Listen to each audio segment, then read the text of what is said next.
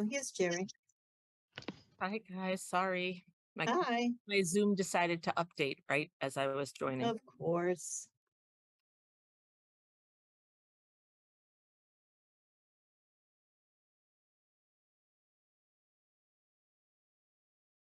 Okay, so I guess we can go ahead and Recording in progress. get started. Welcome, everybody.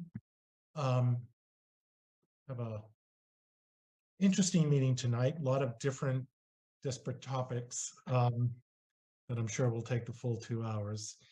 So tonight, we're going to start with reviewing and approving the minutes. We'll do public comment then, and then move on to an update on the public health emergency preparedness.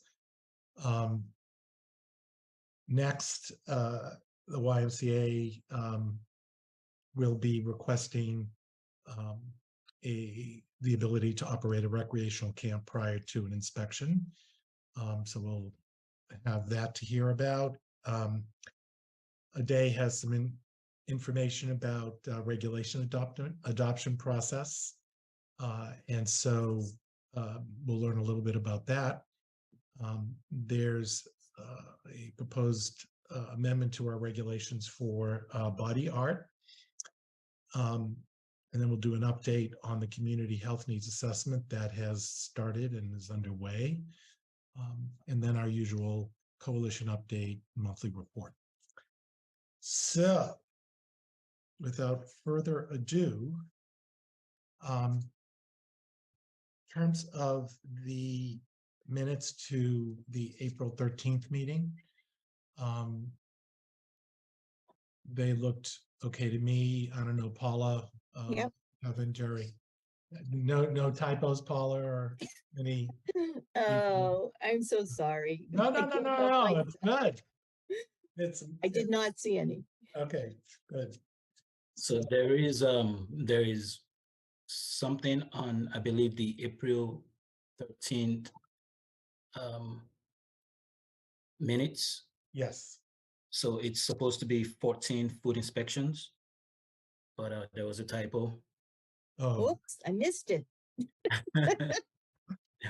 oh, it has 6 food inspections. Okay. Right, so we just changed that right now.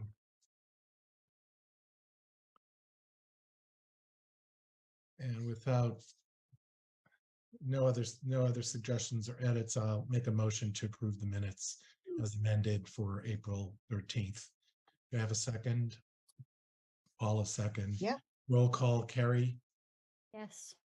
Paula, Yes. and Rick, yes. Then we had a meeting on a sort of extraordinary or special meeting on May 2nd, just to address the tobacco regulation amendments. And that was the primary reason, and then the YMCA request, which got deferred to tonight. And so we approved the tobacco regulation amendments, although we'll hear more about that later in this meeting. It seems like we have a little bit more work to do on that. It's like a bad, bad penny. Yeah. But in any case, in terms of the minutes themselves, looked fine to me. Any other comments or suggestions? Sounds good. Sounds good. Motion to approve the minutes. We have a second, Paula. Roll call, Carrie. Yes. Paula. Yes. And Rick, yes. And then finally, on May 3rd, the board had a combined meeting with the planning team meeting for the community health needs assessment. And since participating in the planning committee, it's Carrie, Paula, and myself, it essentially is a quorum for a board meeting, and therefore required both posting, which was done, as well as minutes, which are which Cassidy has put up there.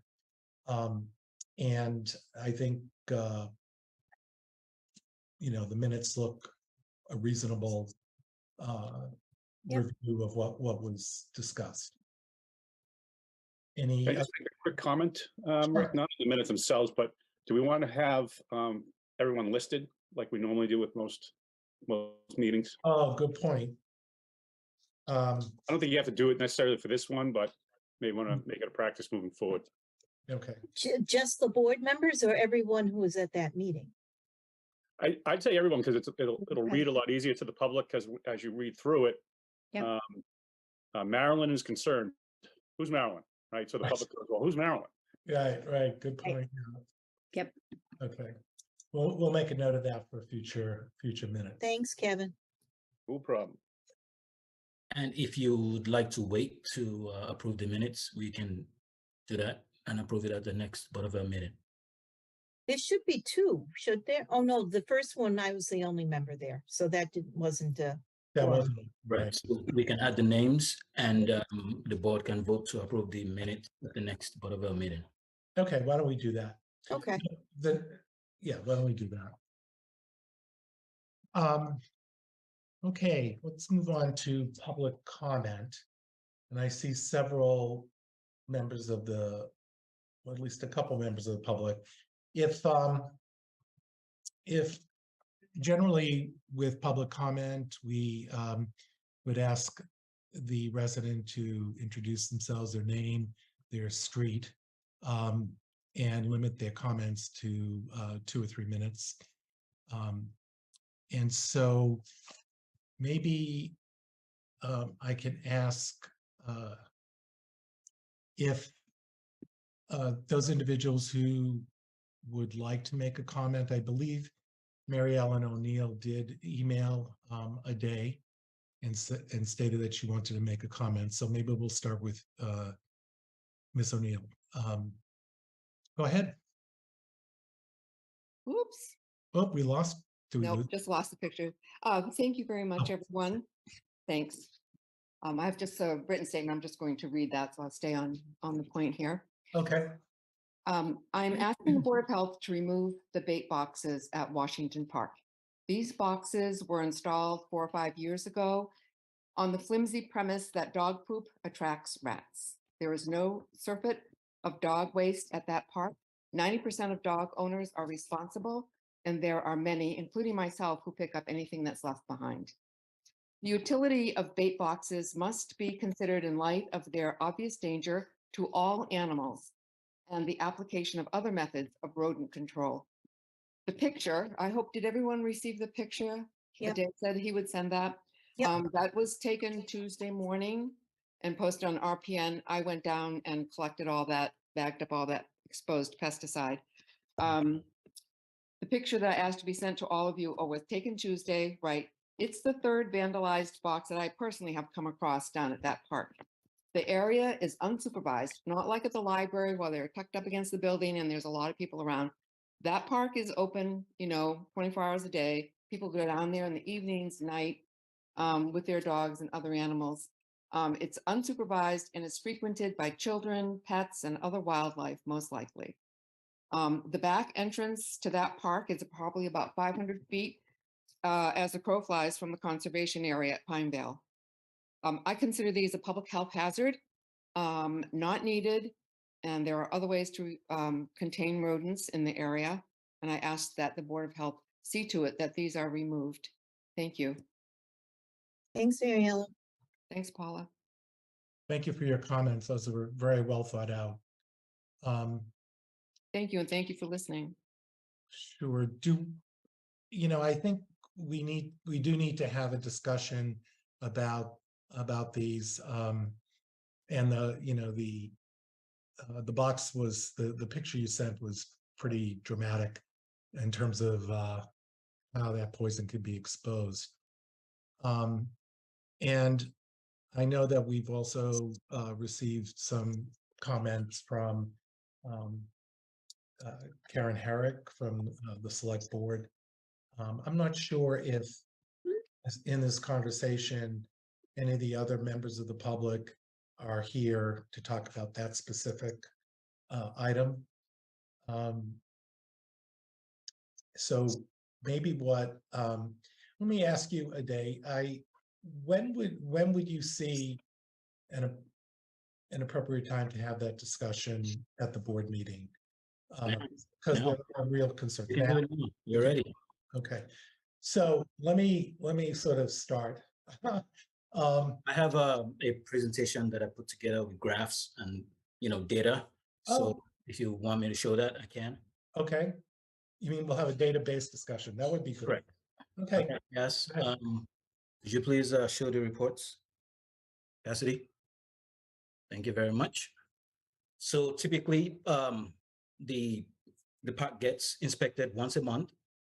They go, Yankee Pest Control goes in there. They assess whatever is going on. They look at the bait boxes to see if they've been tampered with, and then they provide us a report, a monthly report.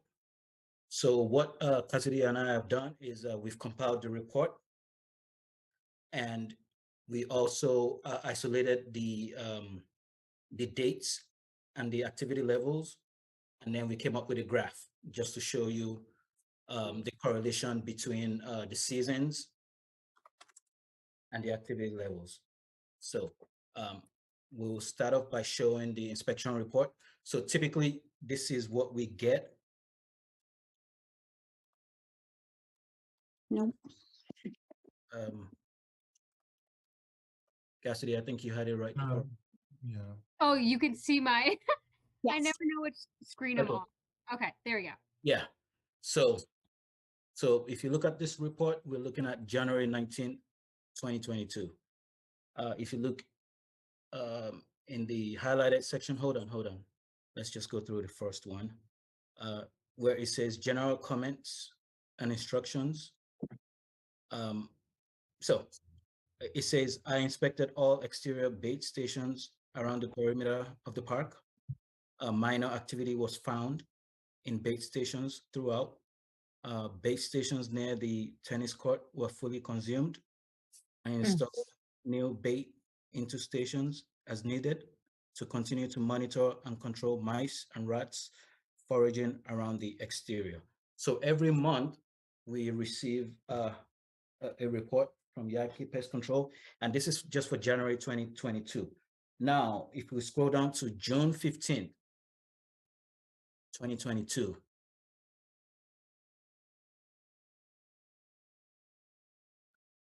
it says, I inspected all exterior rodent bait stations around the perimeter of the park. I found heavy activity, most stations at this time. So basically what I'm trying to say is, depending on what month, there are different activity levels. So what we did was we compiled a report that shows the date and shows the activity level. So Cassidy, could you please show that? Thank you.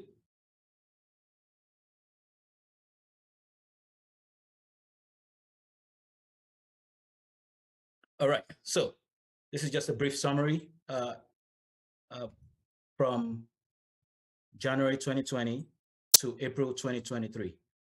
So you can see that we went from minor activity to no activity detected because of the snow, and then back to minor activity, back to, and then to moderate activity, heavy activity, heavy activity, all the way till November, and then December, minor activity, and then January 2023, heavy activity, February, heavy, March, heavy, and now we're seeing, in April, we're seeing moderate activity.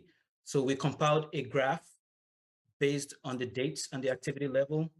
And if you take a look at the graph, January 22, so pretty much we assigned numbers to the activity levels. So we assigned 0 to no activity, we assigned 1 to minor activity, 2 to moderate activity, and 3 to heavy activity. So starting from January 22, we went from minor activity, we went all the way down to no activity because of the snow. And then March 22, we went back up to minor activity, April 22, moderate, May 22, moderate, June, all the way through November, heavy activity. And then in December, we went back down. December 22, we went back down to minor activity. And then I guess it wasn't cold enough this winter. Right. In January, we started seeing heavy activity, January through March, and it looks like now it's on a decline. But if you project last year's activity level onto this year's levels and continue the graph, I anticipate that in May, we're going to have moderate activity like we did last year.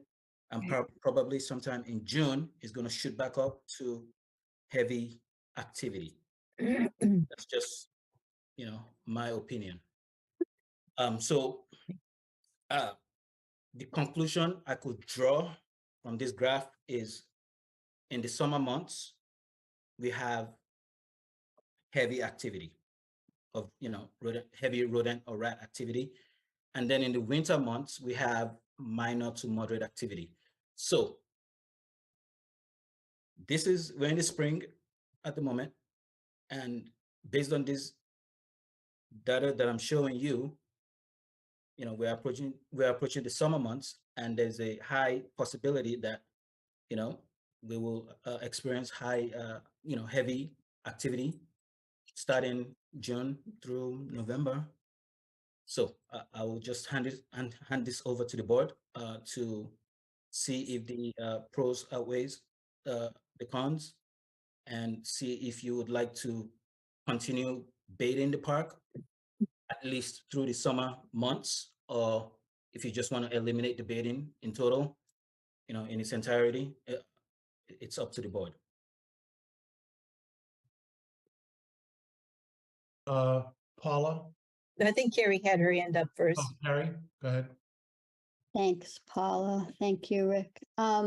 Jay, I just wanted to ask, I think I caught the beginning, it was the report, and it said heavy activity at most sites. And so this report, this is the sites, it's the global result.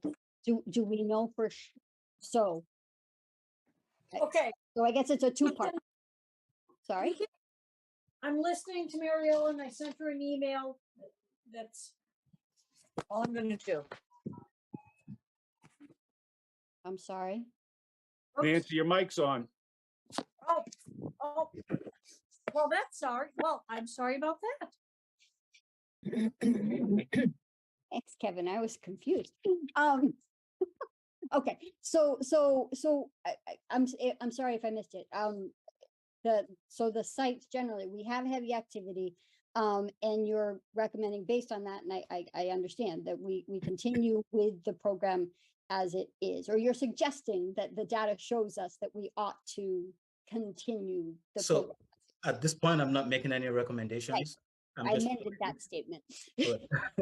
You're suggesting that the data indicates that we Indicates that there's heavy activity, rodent activity in the summer months, and which would warrant continued use of bait boxes.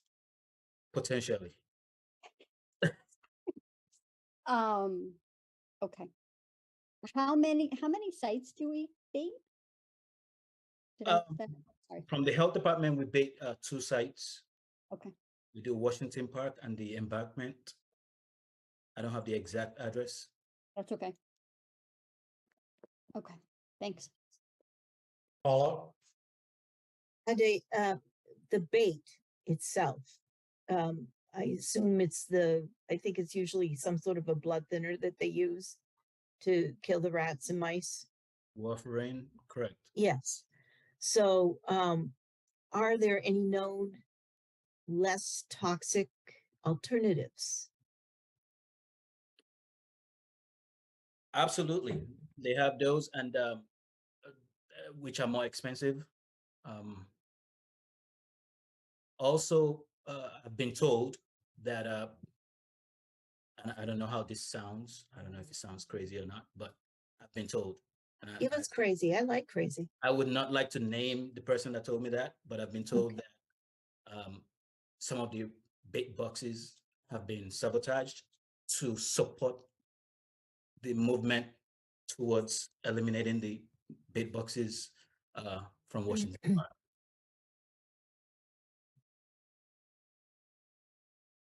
So I'm not sure what, I understand what you're saying to me. You said that there isn't a more expensive alternative and you think the issue now could possibly be sabotage. It's not my thought. It's just something that was told to No, me. I didn't mean to put it in that way. The fact is that there is evidence that it's sabotage. Correct. To So, support the narrative that those bait boxes need to be removed from Washington Park. so what is the alternative, the one that you said is more expensive? Well, I can get the rodent control expert to come in, but they have they have an alternative. I know that at the embankment we used a combination of rodenticides and carbon dioxide. Sorry, we used the combination. So I believe there are other alternatives. Yeah, I had heard that the carbon, that's the dry ice kind of thing. Correct. Yeah, I've heard that that works pretty well. And not very harmful to anybody unless they're touching it, but it's expensive. And it's spot treatment, right? Correct.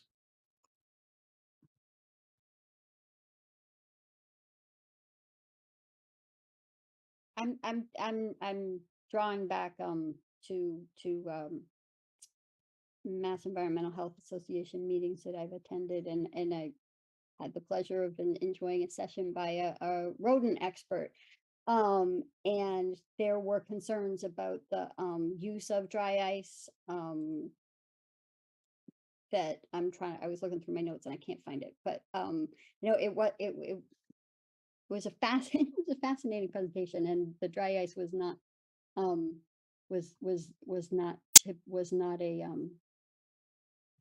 highly recommended approach by that person. So, but it sounds like maybe the question is, are there alternative baiting methods? And dry ice would be one of them. And do we want, I would be interested in asking if the staff could investigate that for us. Did we For lose the sure. chair?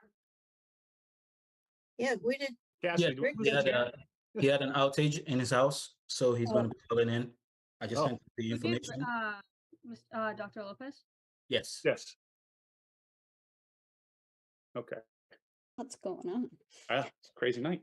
The one thing I would bring up about this, I remember we had a big kind of town hall meeting. We used actually the Parker Middle School because we had a lot of folks coming out there in regards to a rat problem that we were having at the time. Pretty sure this is where those boxes are basically originated from, was that meeting. So I would definitely suggest before you all do anything, you may want to inform folks that you're talking about again, because there's going to be a lot of people interested in making comments, depending on which way you decide to go with it. But it wasn't just, I know the speaker earlier, Mary Ellen, said it was in response to people not picking up their dogs. That was just part of it. That's a very small part of the problem at the time. So it was a really much bigger problem.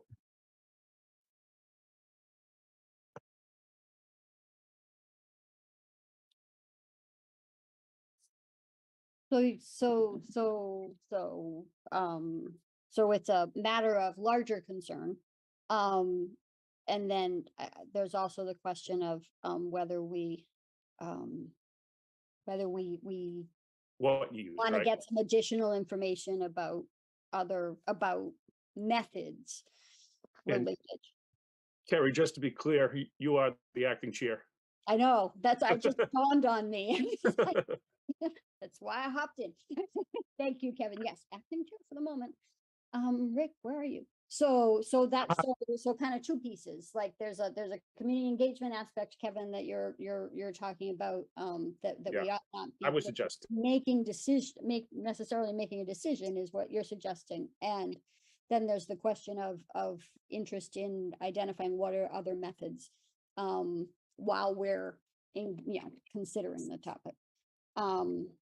A day, is that something, I mean, and do we have, what's the duration of the contract that we have for this rat baiting? What's our We can end it anytime we want to. okay. I would definitely have Yankee Pest out as well, too. Yeah. Want to I hear will be from, meeting them on site next week, next Wednesday, to do another assessment. Great. Right.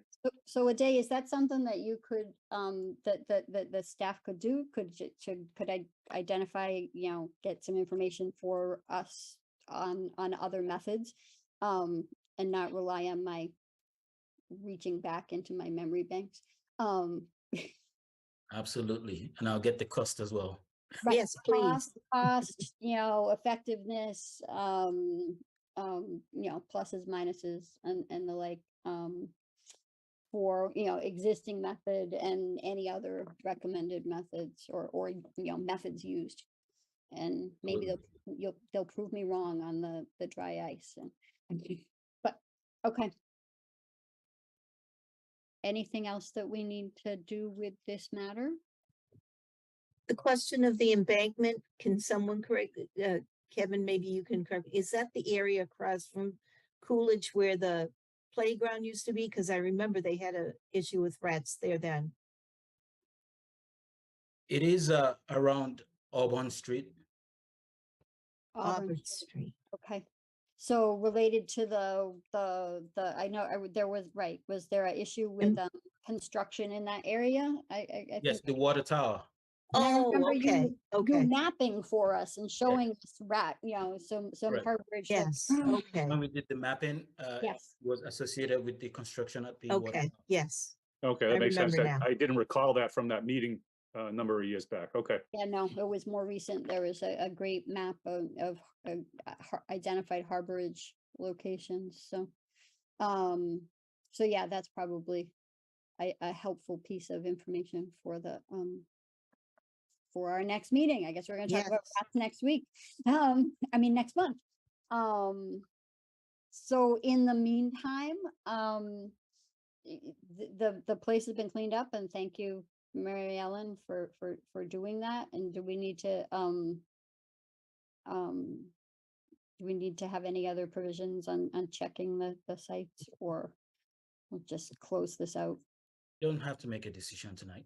Yeah, no decision, but I just wonder if there's any other questions about, the locations or anything. Did the other the other person have a public comment to make? There was another person I saw. I think she dropped off. Oh, okay. Yeah. Okay, so we'll do that. We'll reconsider for next month. And I guess a day we need to find out too about the community engagement aspect. Yes, we do. Don't wanna, if, as Kevin said, if folks were engaged, were passionate, we don't wanna, Good term right there, Kerry. Exactly what it was. Yep. Passion. Okay, All right. Is Dr. Lopez back? do not see him. Okay, Okay. so if we. Oh, is that, right, there's Rick? a phone. Is that you, Rick? No, that's me.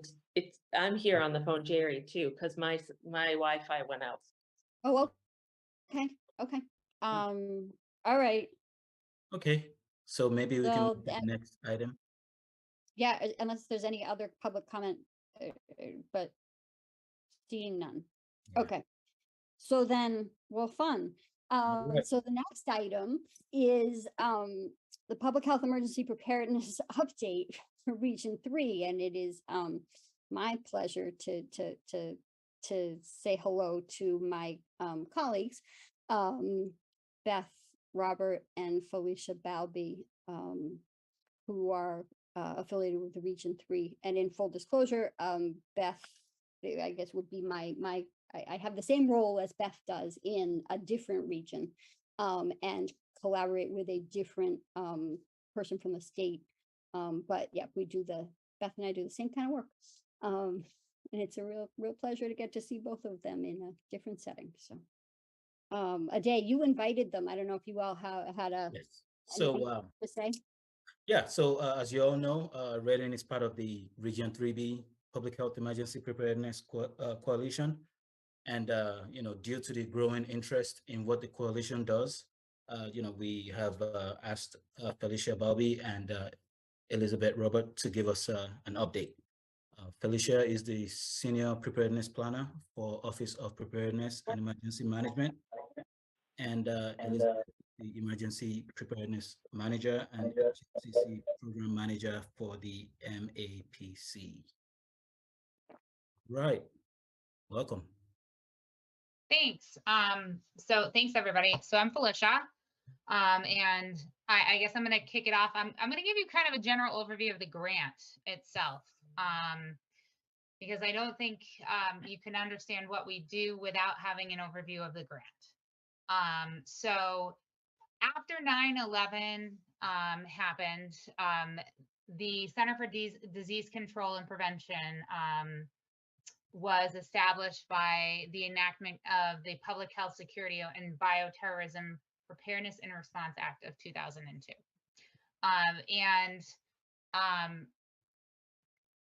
From the attacks that happened in 2001, they said, you know, people need to be prepared for an attack, and they need to be prepared for an anthrax attack. So they created this program, and they created a program to plan for the attack of anthrax and the distribution of medication out to the public within 48 hours for your entire community to be to pass pills out within 48 hours of receiving notification that there was an attack. And that's really where everything kind of kick-started at the beginning. There's a ton of money that went towards it. There's a ton of planning that went towards it and behind the scenes. And that's where we started off with our EDS plans, our emergency dispensing site plans. So the emergency dispensing site plans are based on the planning of an anthrax attack, and the historical throughput of them is that we would have a 12-hour notice, and they had these things called push packs. So the CDC could get you this giant roll cart of stuff, right, within 12 hours of determining that there was anthrax and there was an attack. And then these push packs would come from the CDC. They're stationed everywhere, right? But they would get to our state within 12 hours and get to you within 12 hours of an emergency being declared. And then it would be on the community to be able to distribute out Doxy or Cipro pills to the community within 48 hours, or else, you know, people die. And that's really like, at the time, right? Everybody was like, it's like, you know, that is the extreme. And then we started to talk about flu shots and H1N1 and swine flu, you know, and we started to plan for that. And we saw these plans being used for that and kind of, you know, toned down a little bit, and brought into play. And so we started to integrate into these plans and incorporate vaccine and what that looked like with throughput. So when you're handing people pills, looks a lot different than giving somebody a shot and having to watch for an adverse reaction and what that looks like. So our program kind of has evolved since then. And then we have COVID that happened. And COVID has, COVID has been very different. And there was a different level of response. And it was very different from H1N1 and the way that we responded to H1N1. And it was very different because it was global and it was supply chain issues and quite honestly, the people in charge as well, right? Is when it came down to it. It was very different. So we also, with this grant, have these things called capabilities. And we function through the National Response Framework. And it's a national framework that emergency management functions off of. We also function within CDC. We have a public health capabilities list. And we use those capabilities to drive our program. So what we do each year is we get a certain allotment of grant funding. And let me pause for a second. Across our state in Massachusetts, we have what's called an HCC, a healthcare coalition, one massive healthcare coalition. And then we divide the state into 6 different regions. So we have Boston, we have Metro Boston, we have region, Metro Boston. Boston is 4C, Metro Boston is 4AB. That's mine. Yeah, that's Carrie. You have Western Mass, which is region 1. You have Central Mass, which is region 2. You have the North Shore area, which is us, which is region 3. And then you have the Cape and the Islands in the South Shore, which is region 5. And everybody falls under what are called HMCCs.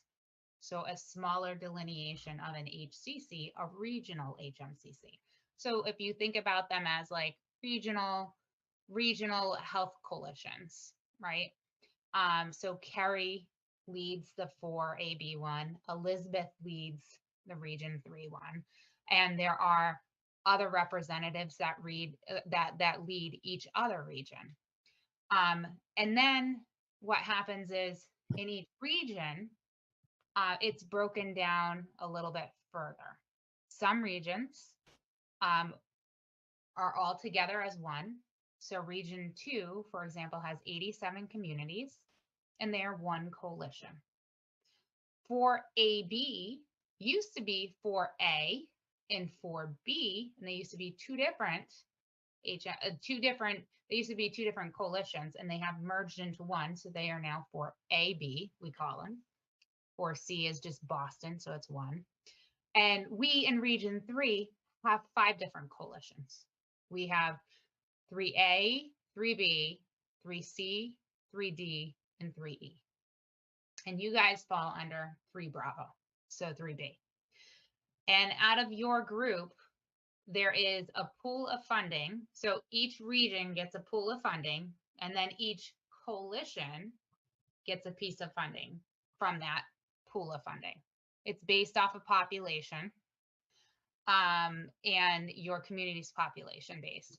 And it goes off of the census data. And then you're able, the public health directors or the public health representatives that attend these meetings are able to drive these meetings that we have, these coalition meetings for preparedness, public health emergency preparedness.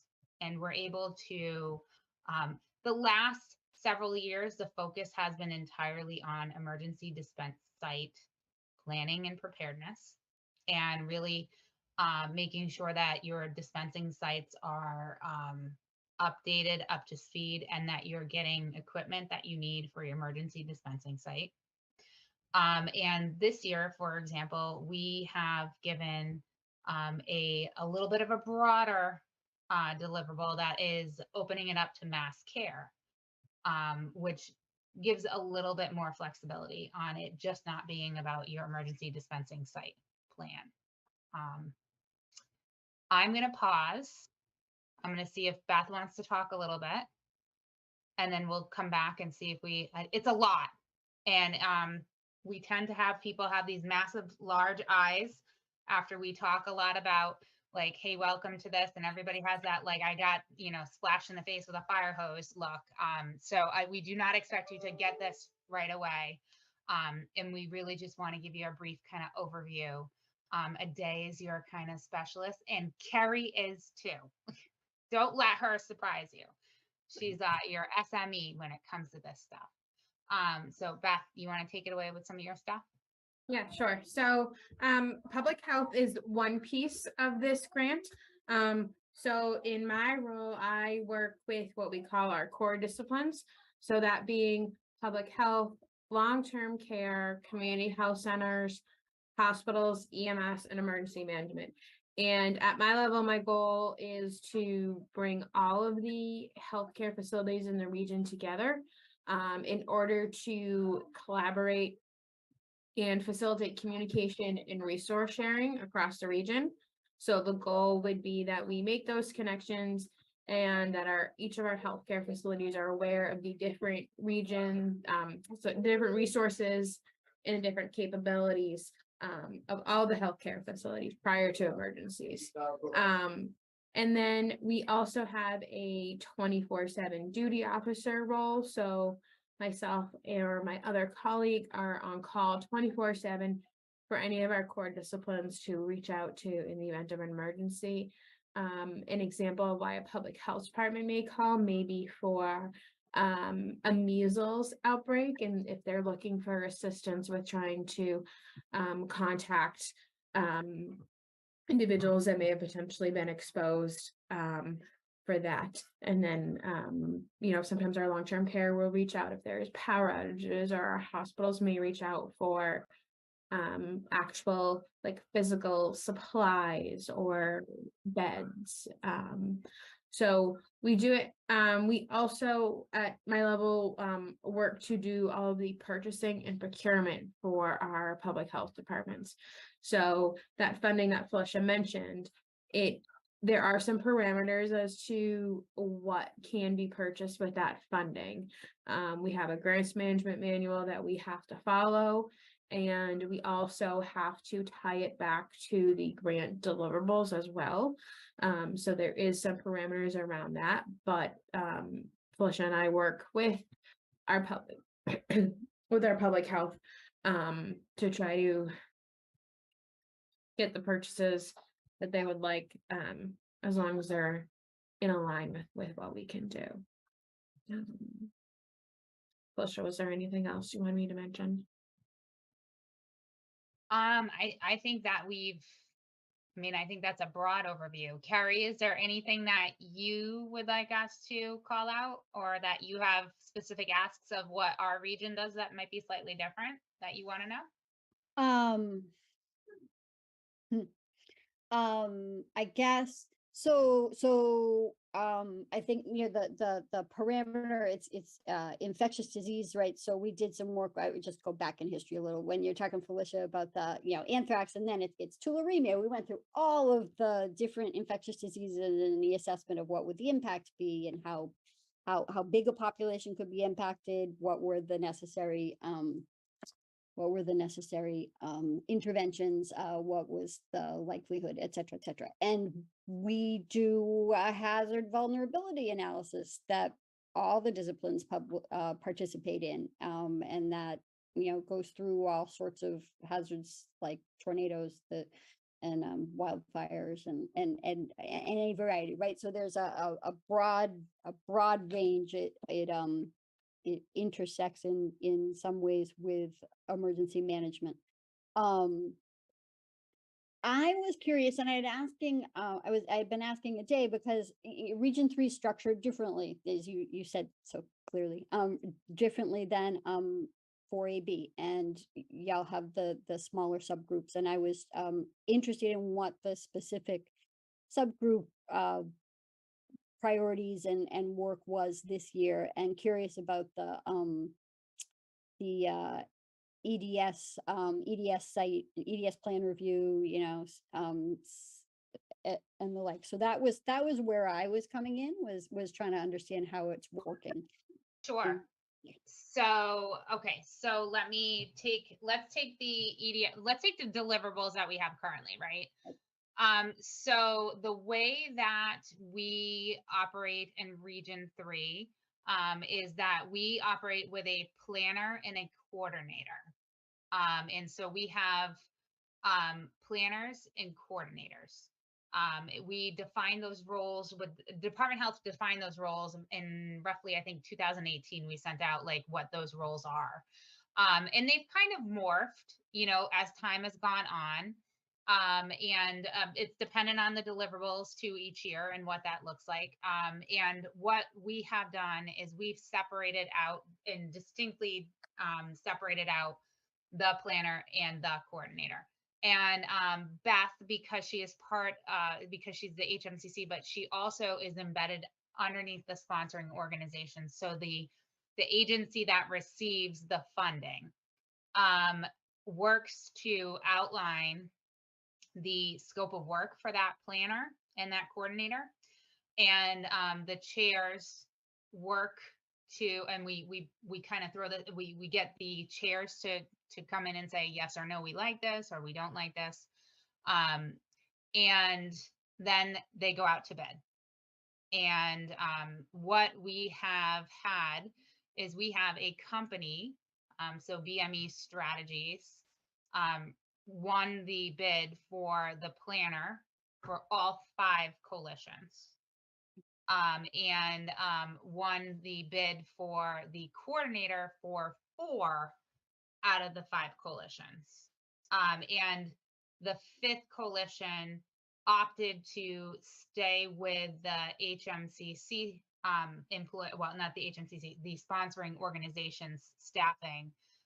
So that way they could actually roll the contract and have staffing throughout the year.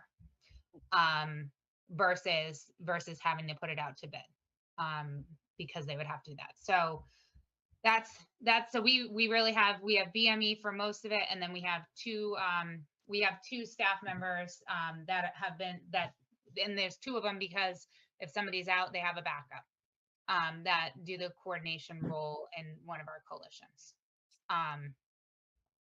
Yep. Who are the other communities in the coalition that we're in? So you are in with North Andover, North Reading.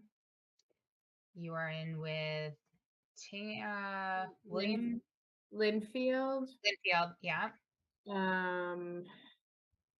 Wilmington. Yeah. Is it still Lawrence? Yes, Lawrence, yes. Andover, Lawrence, Linfield, Methuen, North Andover, North Reading, and Wilmington. And is it joint planning or is it individual community planning that they're just kind of happen to be? Individual. So each community, so in our region, we have 2 out of the entire region, out of the 47 communities that we have 2 identified regional EDS plans, 1 in 3A and 1 in 3E. Out of the rest of them, everybody has their own individual EDS plans. And so the planners work and actually do everybody's EDS plans. I will say, just as some historical background, when I started in 2016, I was just the hospital coordinator. And then my counterpart resigned and I became the public health coordinator as well. And I came originally from the city of Providence, where it was my job to write the city of Providence's, they call them pods, med pods. And everywhere else in the United States, they call them med pods. Massachusetts is different. Yeah, we call them EDSs. I don't know why. We call them EDSs so they don't confuse them with pods. So in Rhode Island, I was in charge in the city of Providence of writing the Med Pods plan, which was for 280,000 people. And there were 16 pods that we had to create. We had 5 alternates for the location. And so I was very comfortable walking in and helping people write it. So the first thing we did when I stepped in my role as this role, helping out as the regional coordinator and into this role, is I did an audit of everybody's plan. And I came from, you have to understand and really and like respect how Rhode Island does their plans, where they are very strict. And our plan was one of the plans that was reviewed by the CDC every year. So I was part of the LTAR and the OR and everything. So I came from that background. And so I said, okay, let's look at the plans. Let's review everything. And we reviewed the plans and I went, oh my God, whoa. And some of them just were a pile of PDF training documents that people just handed in. So we worked over the next 3, 4, 5 years to really, there were some communities that actually had plans, which is great. And we really sat down with those and made sure that their plans were updated, where there were other communities that did not have any plans to speak of. And the planners were able to go out to those locations, sit down with them and actually help them write a plan. So it's been a long time, and it's one of these like labors of love, where I'm able to say that like we have literally put our hands on every community's plans. And we have gone out and these planners have touched every plan and have written and have helped everybody kind of beef up their plan as necessary. So everybody has a plan. And everybody, like, so each year they'll go and they'll say, what do you need updated? What do you need going into this? They might start to change it a little bit operationally, but the goal was everybody having a plan. And it's taken a while to get there.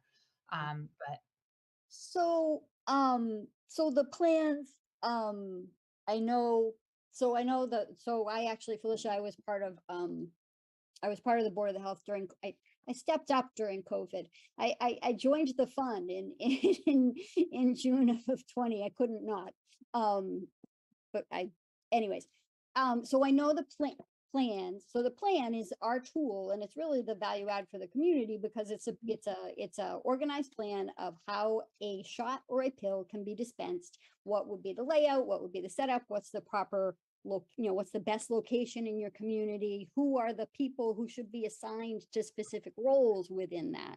And I know that in 2020, the fire chief and the deputy chief did some rejiggering and of that.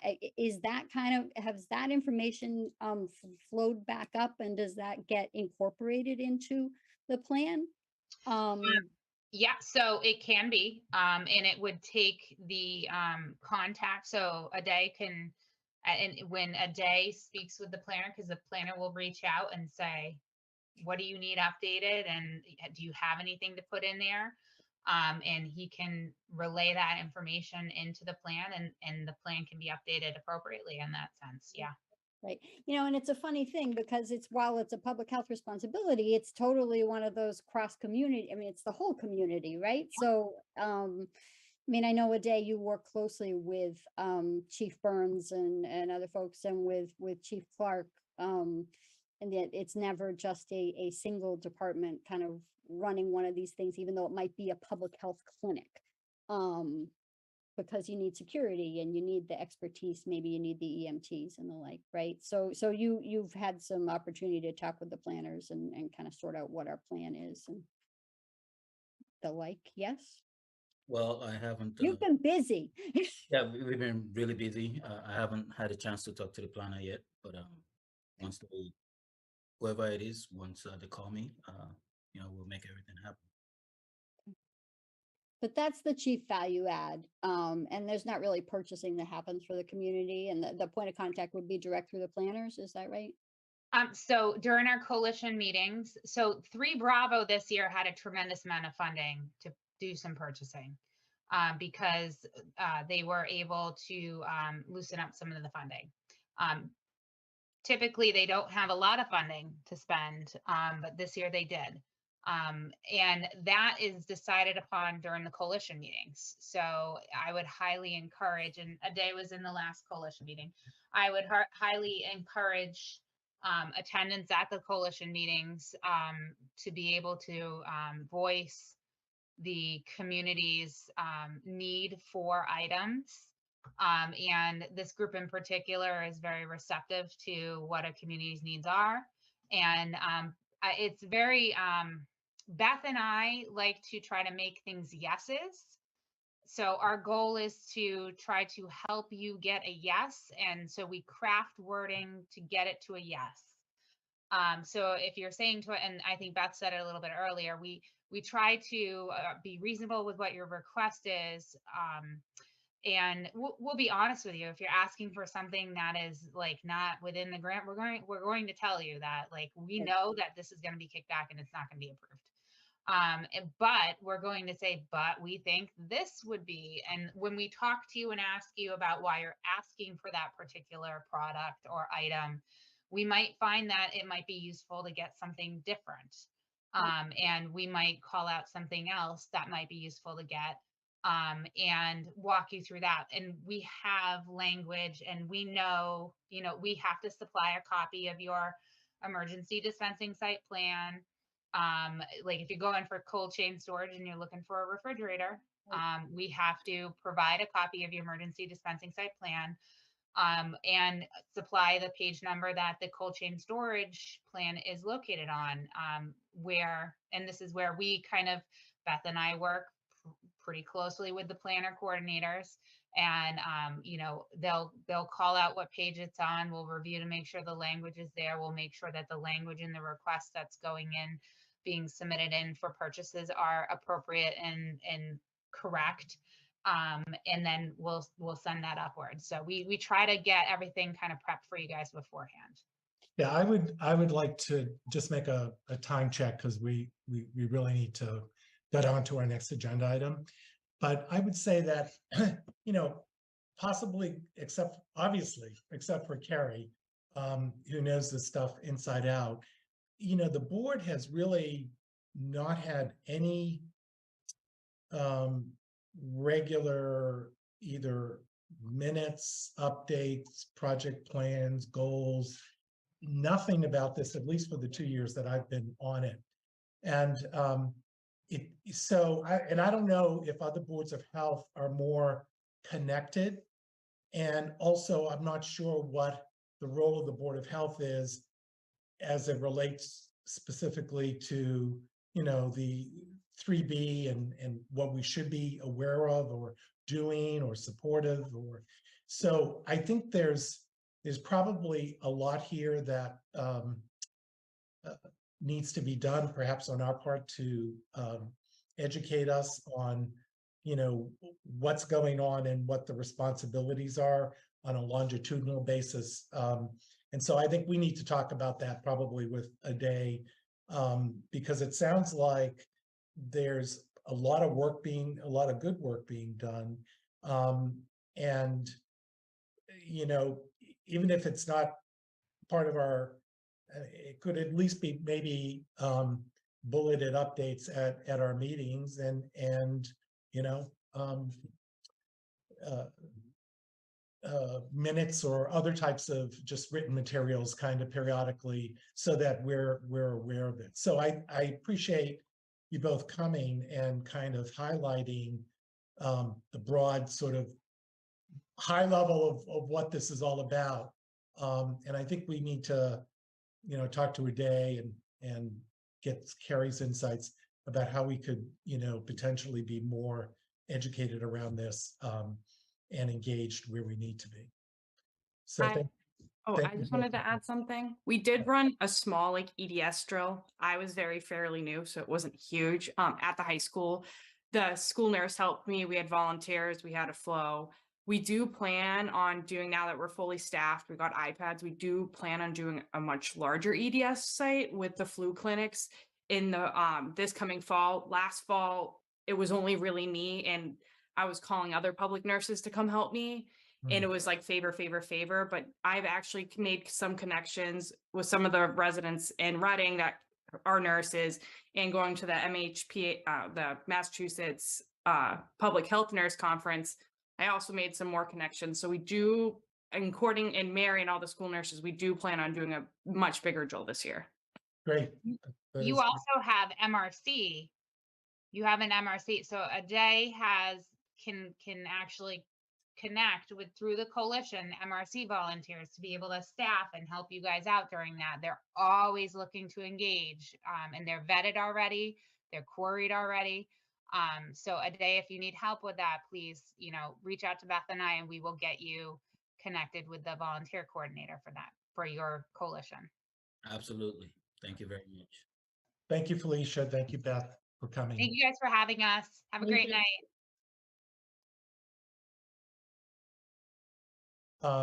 Ade, I'm going to let you introduce the next topic. All right. So I believe Haley from YMCA is here.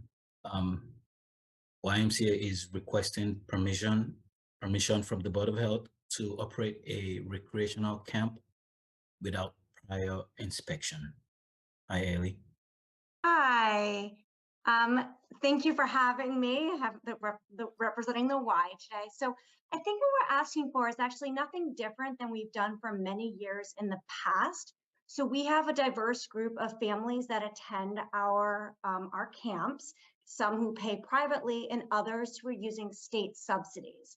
And so, for the kind of term that everybody uses, right, vouchers.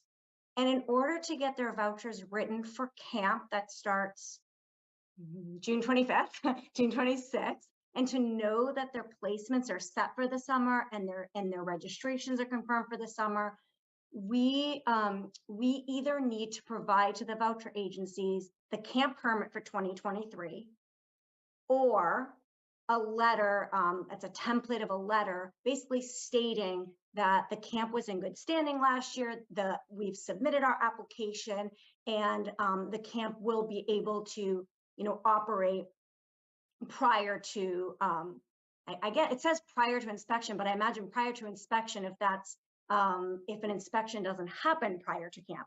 My experience with Reading when I used to run programming up there was that the team used to come out quite a few weeks prior to camp and do the inspection. And so we used to have our camp permit quite a few weeks ahead of time. We're getting a little bit close to the start of camp.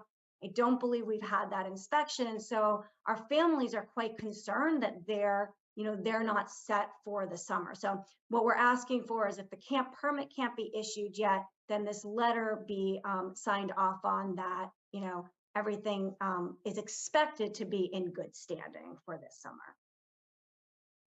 Right. So 105 CMR 430, the minimum standards for recreational camps for children, makes provision for local boards of health to grant a license without prior inspection if, one, the camp is under the same ownership and directorship as the previous camping season.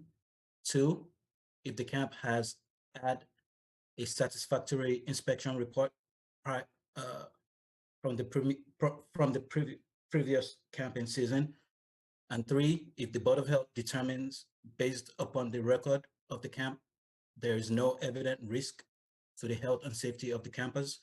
And four, if the camp is subsequently inspected by the Board of Health during the camping season. Sorry, let me just jump in really quickly. I'm sorry to interrupt. I just want to clarify so that it's clear. We do have a new camp that's opening in Reading this year, and we're not asking for that because that wasn't previously open in past years. So we're not asking for anything for our new camp. We're only asking for our Camp Burbank that has operated in past years. I just want to clarify. Correct. So YMCA meets all the requirements. I recommend the board grant a license without prior inspection to YMCA, with the understanding that the camp will be subsequently inspected during the 2023 camping season.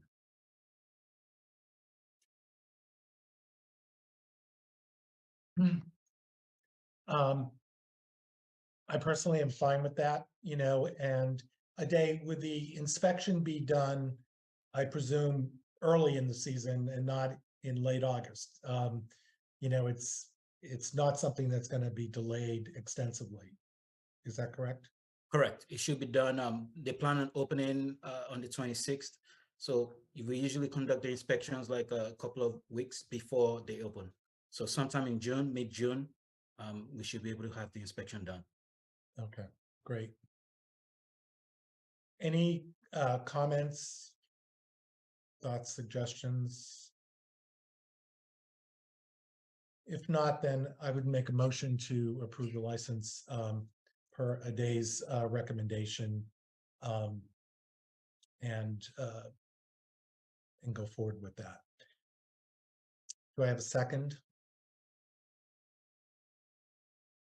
Second, Carrie, second. Roll call. Paula, Yes. Carrie, yes. and Rick, yes. Okay. I will have. Thank you very much, everyone. I'm going to sign off. I really appreciate it. Hope have a great rest of the meeting and enjoy the beautiful weather. Thank you. Thank you. I'll have a Night. copy of the letter sent to your email. Perfect. Thank you. Thank you. Bye. Okay, I apologize for my lapse. The power went off in my house for like 2 seconds. And of course, my computer takes like 10 minutes to upload and get back online. So, and thank you, Carrie, for so smoothly taking over the responsibilities. Jerry, did your power go off too? It did. Same exact thing as you. Yeah, okay. All right. Moving right along. A day on the tobacco regulations. All right, so we have a new development. I know that the board met a couple of weeks ago and voted to adopt the new tobacco regs. But I have been informed by town council that certain things have to be in place prior to the board voting to adopt the new regulations. So there is a town bylaw that requires the board to hold a public hearing prior to voting to adopt or amend a Board of Health regulation. So normally, most towns don't have that, but for the town of Reading, we have a town bylaw that requires that. So based on that, I know the board took a vote, but from what I got from town council, the Board of Health cannot vote to adopt the new tobacco regulations outside of a public hearing. So once the board opens the public hearing, the chair, Dr. Lopez, may choose to summarize the reason for the revisions prior to taking public comment. And after taking public comment and deliberating, the board would close the hearing and then vote to adopt the regulations. And then we have to send a notice to the DEP, the town clerk, and a summary has to be published in the newspaper. So I'm working with town council to make sure we do everything the right way. And I just want to open up the discussion to the board to see when you can make to have a public hearing for this regulation, and then go from there. So just a couple things on this. So this at the state level, there's no requirement to have a hearing. However, Reading is special, and we have a bylaw that says any new regulation needs a public hearing. So this pertains not only to the tobacco regulations, but also to the body art regulations that we adopted a few months ago. And we'll be talking actually a slight amendment to that at our next agenda item. And so I think that a day is going to sort of go through and ensure all the postings and so forth. We will need to pick a date. We could make this part of our June meeting. That's one option. But another option, which is probably more practical since we have both the tobacco and the body art regulations, is to select another evening and do both one right after the other. And so my understanding about the public hearings and from the educational things I've done with public health in the last 2 years is that we would, I think we should post both regulations on the website so that people who are interested can read them in their entirety if they care to do so before the meeting. The meeting would have the board members. I would open the opportunity for the public hearing, as the day said, probably summarize kind of why we're here and what the regulation is about. And then we would, and this could be a Zoom meeting, and then we would just hear from the public comments. We don't need to make any decisions at that meeting. We don't need to engage in a dialogue. We just need to receive the information. And then probably at our next meeting, either make adjustments in the regulations based on comment and discussion from the public hearing, or else approve them as is. And, I think we would open a public hearing on the body art, hear the comments, close the public hearing on that, and then open a public hearing. And we could do this on the tobacco stuff. And we could do this, in one evening. I'm not sure there's, frankly, with both of these, I don't think there's a lot of controversy and probably not a whole lot of interest, but I guess we need to go through the process. And so, the idea would be that Cassidy could send out a query, pick some dates, have people respond, and, we would pick a date and do the public hearing, hopefully before our next board meeting in June, so we can have an opportunity to wrap up on things before the summer.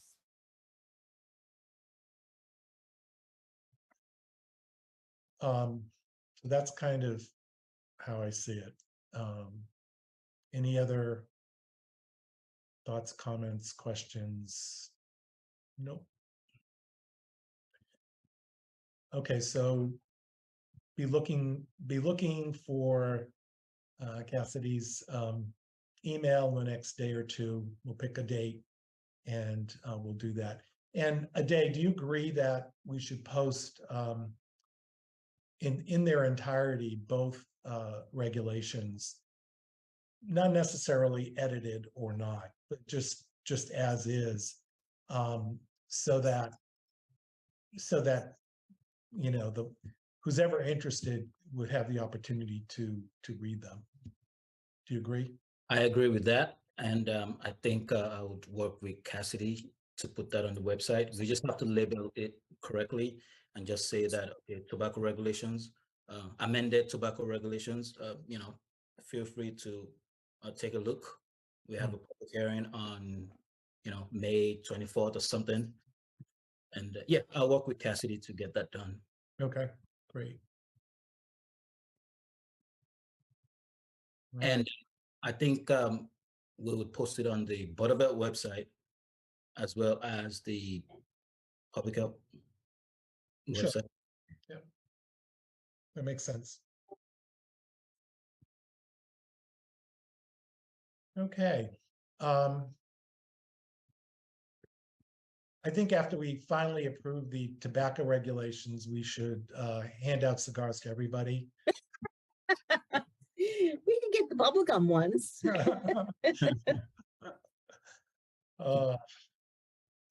Okay, body art. Ade, I'm going to take this away. All right, Cassidy.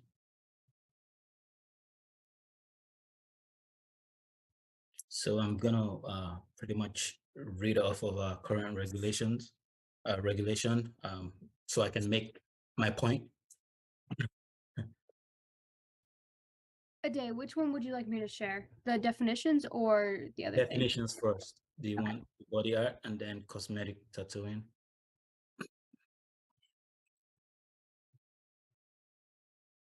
Can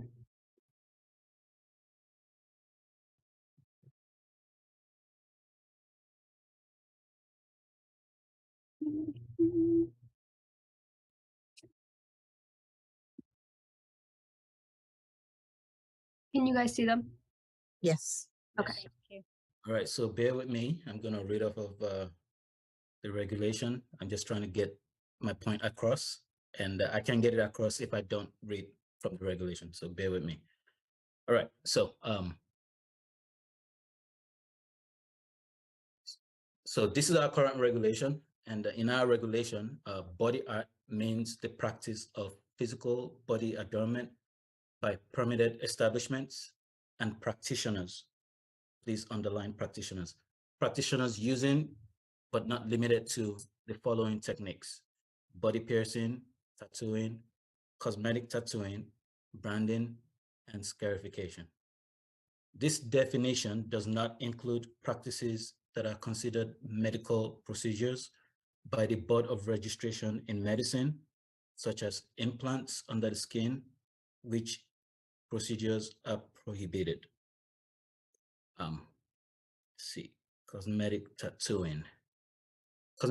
Cosmetic tattooing, also known as permanent cosmetics, micropigment implantation, or dermal pigmentation, means the implantation of permanent pigment around the eyes, lips, and cheeks of the face and hair imitation. All right, so we have those definitions in our regulation, and pretty much what that means is that if you are a body art practitioner, you can conduct cosmetic tattooing, which is also known as permanent cosmetics or permanent makeup. So the way the regulation is written, if you're not a body art practitioner, you're not able to practice cosmetic tattooing. So let's see, just hope everybody's following me. So body art practitioner, you can do permanent makeup. But if you have the experience and the knowledge and education and everything, you cannot conduct permanent makeup if you're not a body art practitioner. That's the way it is in our regulation. So what most municipalities have done, they've created a pathway for individuals certified in cosmetic tattooing with the appropriate experience to practice cosmetic tattooing without being body art practitioners. And the reason I'm here tonight, and I believe Stephanie is here as well, is that I would like the board to consider amending our current body art regulation to include a set of requirements that would allow individuals that are certified in cosmetic tattooing with the appropriate experience to practice cosmetic tattooing without being body art practitioners. Let's see. And I'm proposing that we can amend the regulation to include these requirements. Cassidy, could you please show the requirements? All right, so the requirements include A, documentation of passing a training course of at least 100 hours of instruction time and certified or accredited by either the American Academy of Micropigmentation, AAM, or the Society of Permanent Cosmetic Professionals, SPCP, including the training institution contact information and a copy of the course curriculum showing that the course content includes, at a minimum, the overview of relevant anatomy and physiology, sanitation, hygiene, and disinfection, including infection control, needle stick procedures, taking a client's medical history and contraindications to body art, equipment operation and maintenance, anesthetics, color theory and aesthetics, detailed training on each procedure, and hands-on practice of at least 3 complete procedures on living clients. So 2 eyebrow is a single procedure, not 2. And then the second requirement would be a signed letter from a Reading licensed body art practitioner or a practitioner licensed elsewhere in the Commonwealth of Massachusetts, stating that the applicant has completed at least 200 hours of apprenticeship, including 30 hours observing procedures being performed and performing at least 50 complete supervised procedures on clients. And then, they have to turn in the apprenticeship license to us as well. And hopefully, if we can amend the regulation to include these requirements, then people like Stephanie would be able to, get a storefront in Reading, be able to practice, permanent makeup without having to be a body art practitioner. And this is consistent with what most municipalities have in place. That's it for me. And Stephanie, would you like to chime in?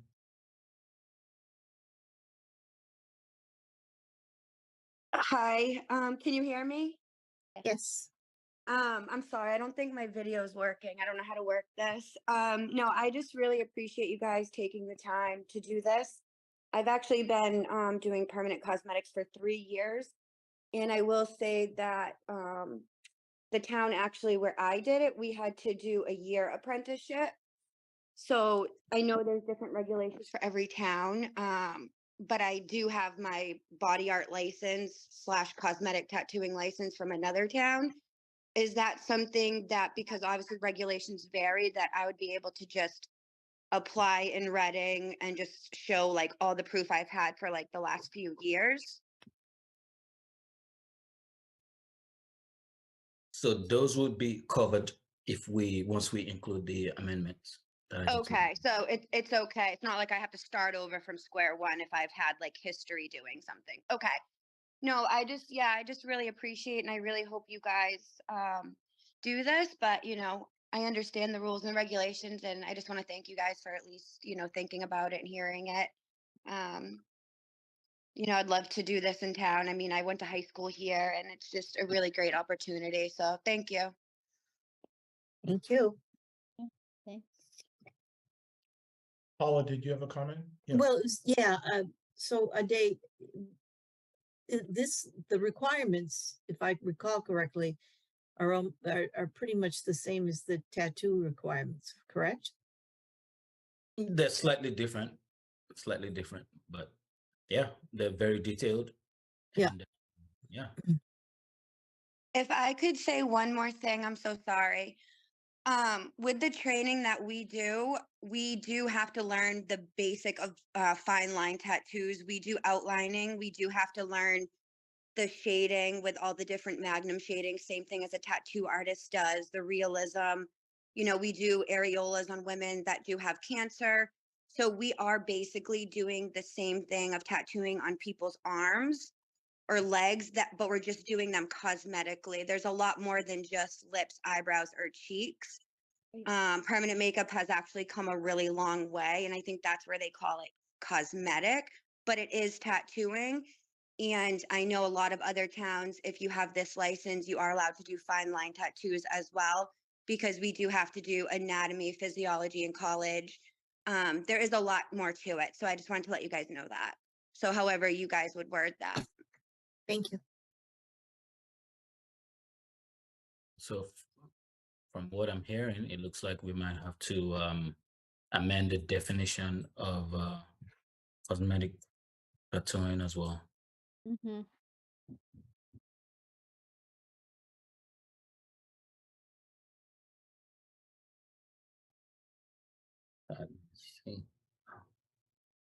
I think it's, it's reasonable. Yes, we'd have to make sure the definition includes the things that Stephanie commented on, if that's the current state of the practice.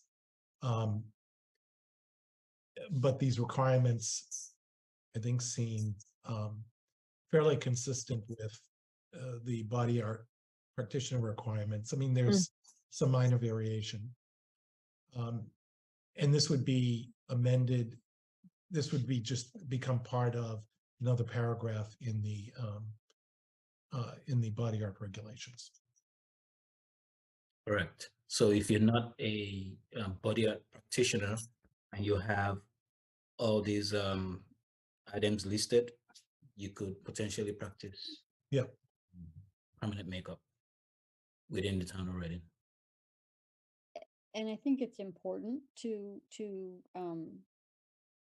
I think it's important to make this available as an option. I think it's important to require this degree of training. You know, I'm noting particularly the points about contraindications for body art and sanitation and hygiene and anesthesia. Yeah, I mean, these are delicate areas, and we want to make sure that people are well trained and practicing safely in our community, right? That's the intent. Correct. And I love that Stephanie's here and really wants to be able to do this in the town she grew up in. That's awesome. Thank you. Do we need to take a formal vote? We're not approving the regulations because we haven't had the public hearing, but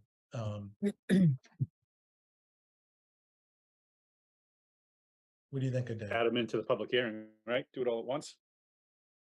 Yeah. Yes. Because you can't take a vote to And put them in. and you have to have the paragraph written up anyway. So correct. So I have to have the paragraph written up. I have to consult with town council to make sure it's in the right section of the regulation, Right. and come up with a clean document Right. for the hearing, and then same And protocol. and the definition, a clear Correct. definition, right? Correct. Although some of the things Stephanie mentioned, they're hiding under, like, let's see.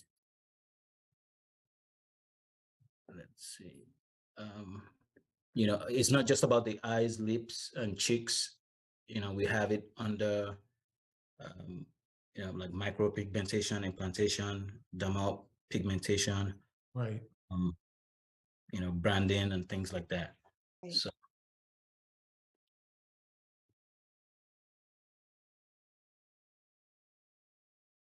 Right. She also mentioned areola sort of reconstruction in women who've had mastectomies and so forth. It typically wouldn't, I think you probably, and this seems like a town council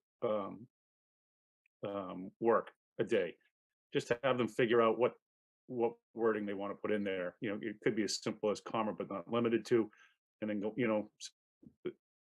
rather than be specific, which is limiting, have something that is more broad, right? That is just, Right. I mean, you'd hate to go through and try to list everything that could possibly come up. So I think that's just a wordsmith with town council. And some of these items, they're like on the borderline of, becoming medical procedures. So we want to make sure they don't fall into that category. Yeah. Just, yes, amplifying Kevin, because you need to be able to build in for the coverage of perhaps procedures not anticipated, right? That may be exactly like another, but so yeah, we'd really need some clear guidance.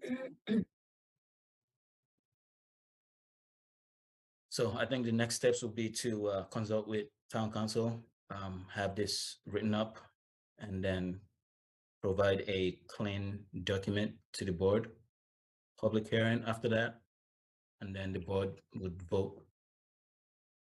And that should be it. Okay.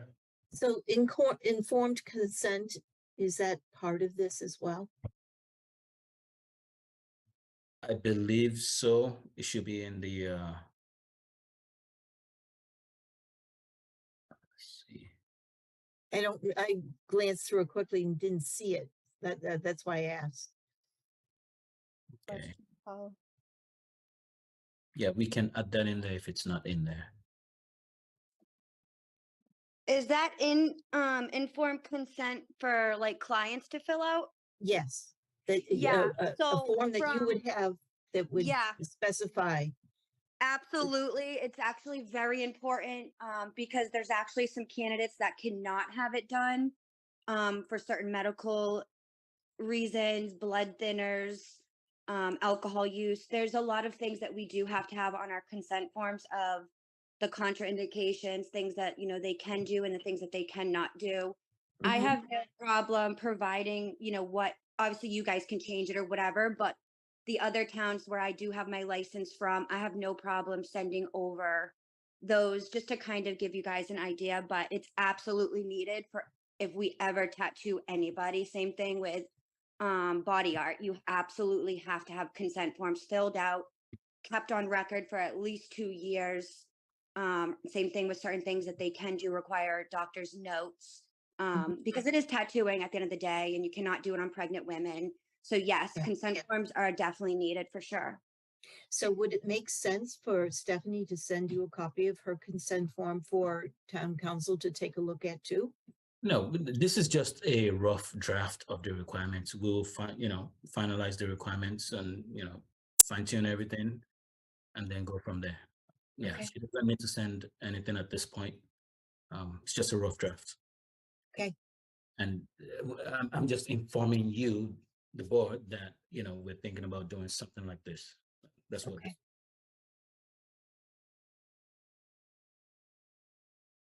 Okay, sounds good. Thank you, Stephanie. Thanks, Stephanie. Thank you. Okay, a day on the community health needs assessment update. Oh, this is one of the longest meetings we've ever had. In a long time, yeah. Yeah. Okay, so yeah, we are currently in the interview stage. Pear Associates LLC will be conducting virtual interviews with key leaders whose insights are invaluable to shaping our understanding of the community's health needs and opportunities for action. Pear Associates will be conducting a 30-minute virtual interview with 10 key leaders between May 22nd and June 7th. Our next meeting is scheduled for May 24th from 12 to 12:30 p.m. And that's all I have.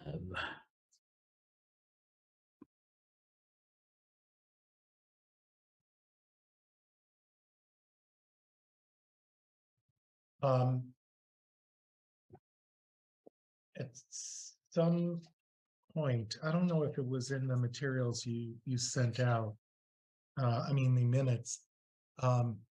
You did finalize the list of 10 interviewees, right? Correct, we did. Yeah. Which I guess was not in this in Right. the minutes. I didn't see that. Yeah. Do you happen to have that? So are you talking about the names of the individuals? Yeah, the names of the 10 interviewees. Oh, yes, I do have it. I think yeah. Let me pull that up.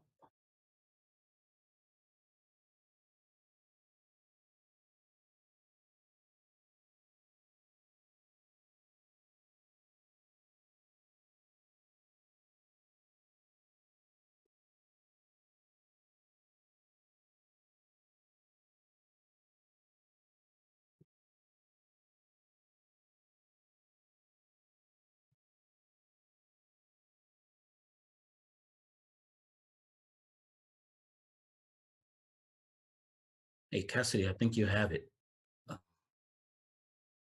Which one is it? Because I don't believe I have the names. I just forwarded it to you. Okay. Yeah.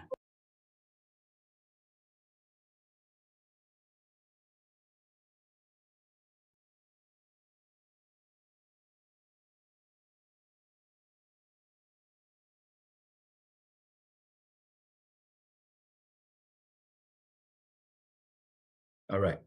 So we have Jenna. She's the director of recreation. We have Alice. She's the nurse at the senior center.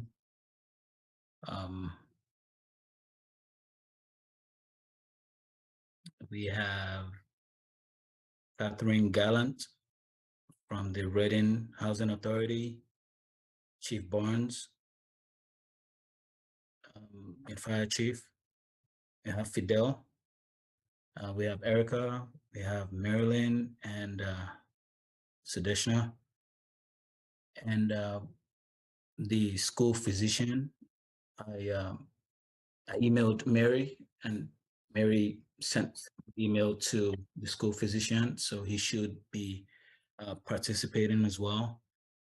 And waiting on a response from Dr. Lopez regarding BILH and the VNA.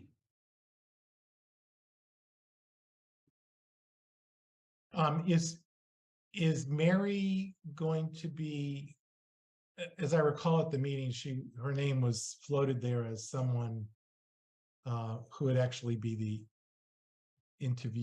would also be interviewed. Is that going to happen, or is she part of something? Mary Oh, Juliana, at this point, she won't be interviewed. She will not be. Correct. She will not be interviewed. Okay.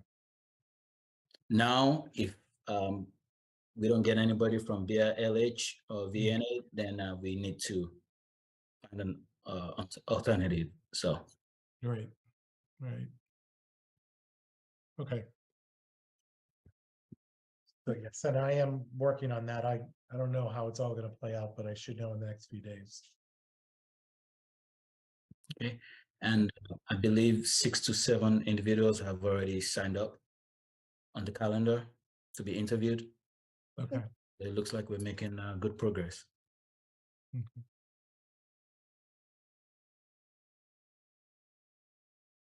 Okay, great. Thank you. Thank you.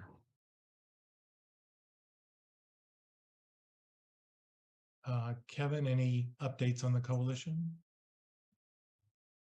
My apologies, no updates this month. I was not able to attend. I got caught up kind of last minute. That Okay. time, that 5:30 time seems to be getting tricky for me, but I'll see what I'll grab Erica's ear just so I can talk to her about it, and I'll shoot off a email to everybody with the latest update that they have. Okay, great. Thank you. Monthly report a day. All right. In the month of April, the health department conducted 18 food inspections, thanks to Jen, 4 food re-inspections, and 3 follow-up re-inspections. So when we go out to do inspections and they have pending violations, we go back and do a re-inspection. And if we go back and do a re-inspection, and they're not in compliance, then we need to do a follow-up re-inspection. So this past April, we had 3 follow-up re-inspections. We also conducted 5 housing complaints. And I believe I sent the board the details of the inspections and the complaints. So everybody has it, right? Thank you. Yes, thank you. Thank you. In terms of the shared services grant, we made some progress last week. We made an offer to Anna. Her name is Anna, and she will be the shared services coordinator. And once she gets on board, we will be conducting interviews for the inspector and the nurse position. So we anticipate we will get those done before the end of the month. I will now defer to Public Health Nurse Mallory to give us nursing updates. So currently we have 5 active cases of COVID. The second bivalent booster just got approved for anyone who's over 65 or is immunocompromised. So we are hosting a COVID vaccine clinic at the senior center. I'm going to say May 24th. It's a Wednesday. Me and Elise have been working together. We actually have it's gonna look like a great turnout. We're gonna continue to have the clinics once a month, and that's about it. All right, thank you very much. Good. Anything else on that, Aday? That's pretty much it. Yeah. Okay, any other comments, questions, any other items? It sounds like we actually have between the public hearing and I think June's meeting will be pretty robust, given the amount of items that we're gonna have to review. We're still tentatively holding July, that we may not have that meeting unless we need to, but we'll see.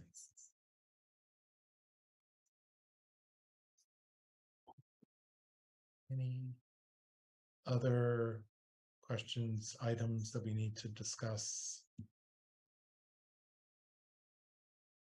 Congratulations, Jackie, on your chairpersonship. Thank you. Thanks, Dr. Lopez. Good choice. Good choice. All right. So, I